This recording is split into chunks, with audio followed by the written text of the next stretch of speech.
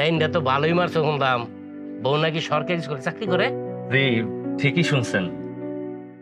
এত ব্যাগে কি আনছো? বিয়ার পরে চাকরির প্রথম বেতন একদম খালি হাতাইলে হয়, এই জন্য একটা বেলি লেখা কামিজ নিয়েছি। কারাও বেতন পাইছো? জি আম্মা। দাও। কি দিব আম্মা? তোমার বেতনের টাকা দিবা। আমার বেতনের টাকা আমি আপনাকে কেন দিব? বেতনের যে টাকাটা পাইছো ওখান থেকে আমার 15,000 টাকা দাও। আরে বাবা, আমার কাছে তো 15,000 টাকা নাই। কি করছো টাকা? বড় আপার কাছে কি এখন এত বারবার টাকা চাওয়া যাইবো? হ্যাঁ, তার বিয়ে হয়েছে না, সংসার আছে না। ওই টাকাই না, তুমি বিজনেসে খাটাও, তোমার বিজনেস বড় হইব।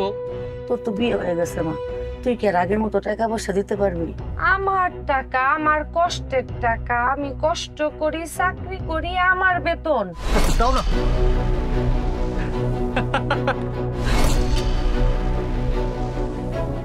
তুমিও যেমন আমার, তোমার বেতনও আমার। আমার বেতন শুধুই আমার, তুহিন। তুই তো বড় বোনের কাছে যা, যেমনি পারে তোর টাকা ঠিকই জোগাড় করে দিবি। আমার কাছে মনে হয় না আপনার কাছে টাকা নেই।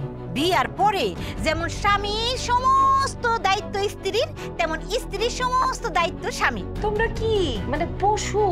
তোমরা মানুষ তো, তুমি তো পশু। পশু কেমন দেখবি তুই? তাইলে হ্যাঁ